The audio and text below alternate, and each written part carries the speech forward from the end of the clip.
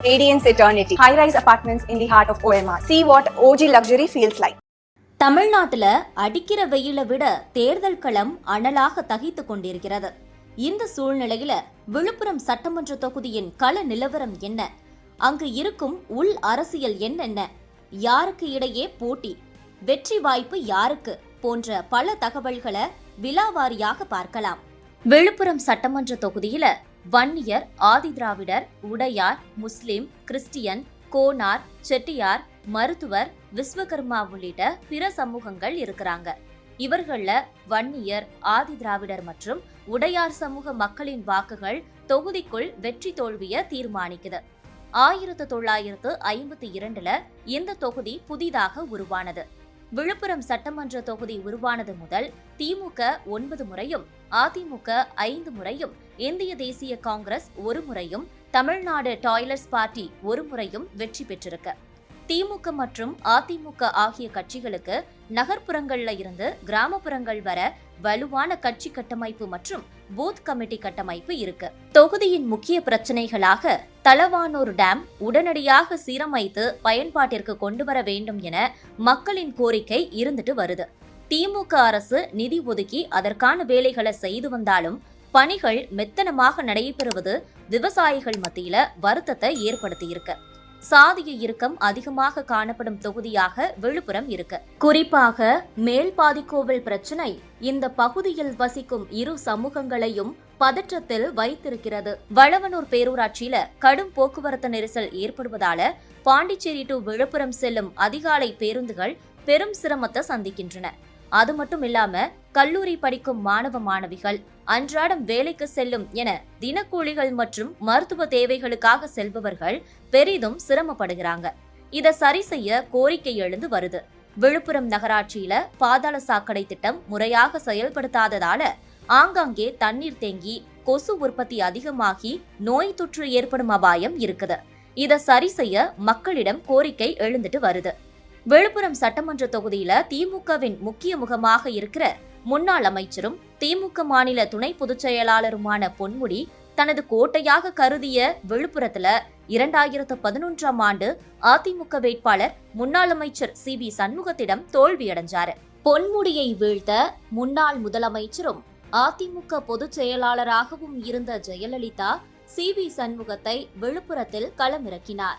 2011ஆம் ஆண்டு கடும் போட்டி இருந்த சூழல்ல 12,000 வாக்குகள் வித்தியாசத்துல தோல்வியடைஞ்சாரு பொன்முடி. அவர் தோல்வியடைஞ்சதற்கு முக்கிய காரணம் திமுக அரசு மீதான அதிருப்தி, பொன்முடியின் அட்ராசிட்டிஸ் ஆகியவையே காரணமாக பேசப்பட்டுச்சு. இதனால 2016ஆம் ஆண்டு தனது ஃபேவரட் தொகுதியான விழுப்புரத்தை விட்டுவிட்டு சொந்த தொகுதியான திருக்கோவிலூருக்கு சென்றாரு பொன்முடி. ஜெயலலிதா அமைச்சரவையில சட்டம் மற்றும் கனிம வளத்துறை அமைச்சராக இருந்த CV சண்முகத்தின் பதவி 2013ஆம் ஆண்டு பறிக்கப்பட்டுச்சு. இதற்கு முக்கிய காரணம் திமுக முன்னாள் அமைச்சர் பொன்முடியும் அதிமுக முன்னாள் அமைச்சர் CV சண்முகமும் அண்டர் டீலிங் செய்து கொண்டதுதான். அந்த அண்டர் டீலிங் விழுப்புரம் மாவட்டத்தில் இருக்கக்கூடிய கல்குவாரி மற்றும் செம்மண் குவாரிகள்ல இவர்களுக்கு இருக்கிறது என தலைமைக்கு ரிப்போர்ட் அளிக்கப்பட்டுச்சு. இதனால கண் சிவந்த ஜெயலலிதா CV சண்முகத்தை அமைச்சர் பதவியில இருந்து தூக்கி அடிச்சாங்க. மாவட்ட செயலாளர் பதவியையும் பறிச்சாங்க. 2016ஆம் ஆண்டு CV சண்முகம் விழுப்புரத்திலும் பொன்முடி திருக்கோவிலூரிலும் போட்டியிட்டு தங்களுடைய அரசியல் யுக்திகளை நிர்ணயித்து கொண்டாங்க. விழுப்புரம் மாவட்டத்தை 2 கட்சிகள்ல இருக்கக்கூடிய பெரிய ஜாம்பவான்கள் கையில வச்சிருந்தாங்க. விழுப்புரம் மாவட்டம் என்று சொல்வதை விட விழுப்புரம் தலைநகரத்தை தங்கள் கையில வச்சிருந்தாங்க. அந்த தலைநகர அதிமுகவிலிருந்து திமுகவிற்கு வந்த டாக்டர் R லட்சுமணன் 2021ஆம் ஆண்டு திமுகவில சீட்டு வாங்கி CV சண்முகத்தை 14,000 வாக்குகள் வித்தியாசத்துல தோற்கடிச்சாங்க. லட்சுமணனின் செயல்பாடு திமுக தலைமைக்கு மிகவும் பிடிச்சு போக அவருக்கு மாவட்ட செயலாளர் பதவி தேடி வந்தது. இதனால பொன்முடி மற்றும் அவரது ஆதரவாளர்களின் ஆதிக்கம் திருக்கோவிலூர் மற்றும் விக்கிரவாண்டி என 2 தொகுதிகளோடு சுருங்கியது. விழுப்புரம் தலைநகர்ல பொன்முடியால தங்களின் அதிகாரத்தை ஆதிக்கத்தை செலுத்த முடியல. சி.வி. சண்முகமும் லட்சுமணனிடம் போன முறை தோற்றதால இந்த முறை மயிலத்துல போட்டியிட திட்டமிட்டு அங்கு வேலை செய்து வராரு. திமுகவுல இந்த முறை விழுப்புரம் சட்டமன்ற தொகுதியில போட்டியிட லட்சுமணன் 10 மாதங்களுக்கும் மேலாக வேலை செய்துட்டு வராரு. ஒவ்வொரு ஊராட்சி வாரியாகவும் நகரப்புறங்களில் வார்டு வாரியாகவும் இவர் பம்பரமாய் சுழன்று வேலை செய்வது திமுகவினரை உற்சாகப்படுத்தி இருக்கு. ஆனா அதே நேரம் விழுப்புரம் தொகுதியில வசிக்கக்கூடிய உடையார் சமூக மக்கள் தங்கள் சமூகத்தை சேர்ந்த பொன்முடிய லட்சுமணன் திமுகவிற்கு வந்ததால ஓரங்கட்டப்படுகிறார் என்கிற அதிருப்தி இருக்கிறது. இதனால உடையார் சமூக மக்களின் கணிசமான வாக்குகளை லட்சுமணன் பெறுவாரா என்பது சற்று கேள்விக்குறியாக இருக்கிறது.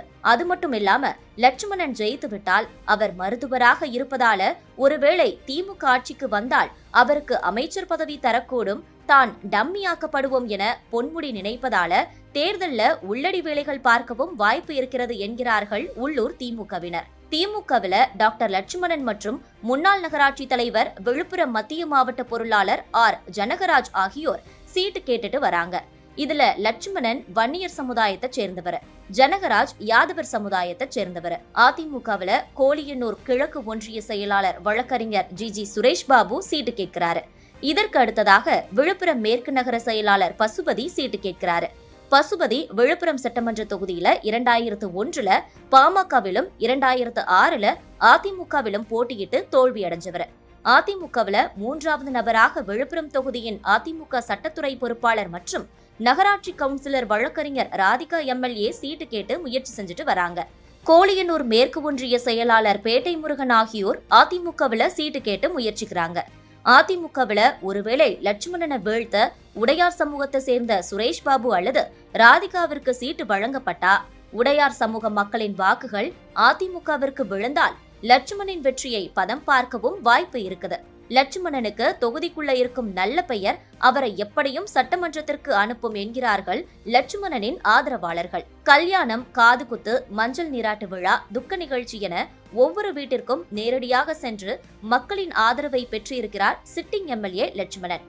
அதிமுக மேற்கு நகர செயலாளர் பசுபதிக்கு அதிக வாய்ப்பு இருக்கிறது என கூறுகிறார்கள் விழுப்புரம் நகராட்சியில் இருக்கும் அதிமுகவினர். தொகுதி முழுக்க அறிமுகமானவர் பசுபதி வன்னியர் சமுதாயத்தைச் சேர்ந்தவர். இன்றைய சூழ்நிலையில திமுக மாவட்ட பொறுப்பாளர் லட்சுமணன் விழுப்புரத்துல இந்த முறை மீண்டும் வெற்றி பெற்றால் தான் அமைச்சராகி விடுவோம் என்கிற கனவுல இருக்கிறாரு. அதே வேளையில அதிமுக ஆட்சி அமைந்தால் விழுப்புரம் மாவட்ட தலைநகரான விழுப்புரம் சட்டமன்ற தொகுதியை தங்கள் கட்டுப்பாட்டுல இருக்க வேண்டும் என சி.வி. சண்முகம் தங்கள் கட்சியினரை கடுமையாக வேலை செய்ய வைத்து வருகிறாரு. பொன்முடியும் லட்சுமணனுக்கு எதிராக உள்ளடி வேலை பார்க்கும் வாய்ப்பு இருக்குது. தாவேக தரப்புல விழுப்புரம் மாவட்ட கழக செயலாளர் குஷிமோகன் அல்லது விழுப்புரம் கிழக்கு மாவட்ட செயலாளர் சுரேஷ் பெயர் வேட்பாளர் லிஸ்ட்ல அடிபடுது. விசிகவின் தலித் வாக்குகள் கொஞ்சம் தாவேகவால பறிபோவது திமுகவுக்கு சற்று சறுக்கல் தான் என்கிறது தகவல். அதே சமயம் அன்புமணி பாமக தங்கள் இளம்பெண்கள் இளைஞர்கள் வாக்குகளை தக்க வச்சு கொண்டிருக்கிறது. ஆனா தற்போது ராமதாஸ் சசிகலா கூட்டணி வைத்திருப்பதால பாமக அதிமுக வாக்கு வங்கிய இந்த கூட்டணி பதம் பார்க்கவும் வாய்ப்பு இருக்கு. எப்படி இருந்தாலும் இன்றைய சூழ்நிலையில திமுகவே சற்று முந்திக் கொண்டிருக்கிறது என்பதே களத்தின் யதார்த்தமான உண்மை. Radiance Eternity, high-rise apartments in the heart of OMR. See what OG luxury feels like. மின்னம்பலம்.com தமிழின் முதல் மொபைல் பத்திரிகை.